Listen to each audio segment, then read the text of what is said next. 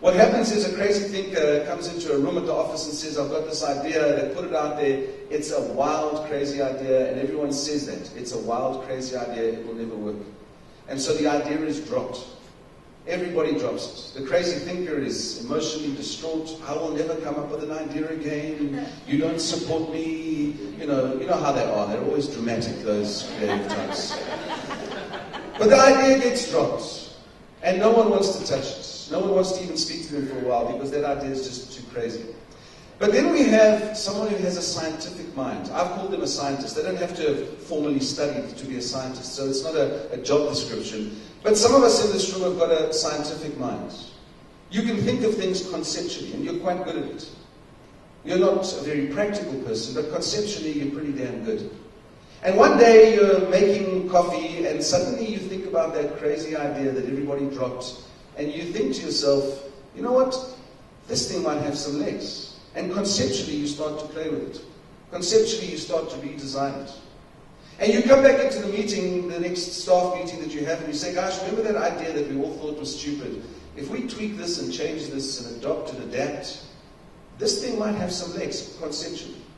But that's where it stays. Because there are others in the room that can't imagine it. They're not as good as you when it comes to conceptually thinking of things. We now need someone with a practical mind, an engineer, if you like. We need that person who takes the conceptual thoughts and starts to land it, starts to bring it down to earth. Again, they're tweaking it and they're adjusting it. And they're saying, you know what? It's not just a conceptual idea. This thing can work. It's got legs. We can make it work. And so the engineering mind, or that practical mind, again, gives this thing some legs. It's got some traction. We're moving down a runway. After that, what you need is the entrepreneur or the intrapreneur, somebody who then can take it and make something of it. And finally, what you need is, you need a business genius. Someone who milks it for all it's worth and makes it work. That's a typical innovation cycle, and then it drops off on the other side, and eventually the product is dead, or the idea is dead, it's not relevant, society changes, there are a whole lot of reasons why. But why this is important for me is because what it does is it places all of us in the room. And especially in a room like this, when we have people from very, very different backgrounds. We have different stakeholders sitting in this room. We have government, we have community, we have NGOs, we have corporates. Everyone has a different agenda. Everyone wants something different from the process, from the project, from whatever it is that we're doing. And I think if we can begin to understand the different roles people play, and we can place them in the correct order at the correct time, I think we have a far better chance of beginning to move forward. I believe there was some good debate yesterday about the measurement of money. And of course, the corporates are big into that, and the practitioners are hating them for that, and they're selling out. How can you measure what we're doing with money? And the corporates are, that's an age-old war that's been happening for, I don't know how long. Ever since NGOs and corporates got together, this has been a war that they've been having with each other. But it's a useful war in this process. The one thing I want to point out, though, is the two people that hate each other most. The crazy thinker hates the business genius. Because the crazy thinker is a purist around the idea.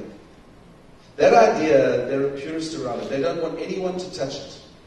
It's why creatives always die poor. Because they won't let anybody touch it. They won't let anybody take the idea and make it palatable. They won't let anybody take the idea and tweak it so that it can get traction and get going. Because the idea must be protected. On the other side, the business genius doesn't care about the idea. Not at all. What they want is, they care about the process of making this thing work. That's what switches them on. That's what gets them up in the morning, is that they're going to take an idea and they're going to make it work, and they're going to make sure that it lands, that everyone's on board, that it changes the world. I mean, whether you put it in an NGO context or a community context or in a business context, that's what the business genius does, the process genius, if you like. And you can understand why these two people don't like each other. The one is a purist around the process, the other one is a purist around the idea. And the two will never ever meet on that front. And that's why it's important to understand who sits where at what time. Because what you don't want is the process genius in the creative world. You don't want them when we're first launching an idea, because they will kill it, they will shoot it down. But you also don't want the idea originator at the end, because they won't let it be tweaked. And there comes a time in every one of these processes where you've got to excuse certain people.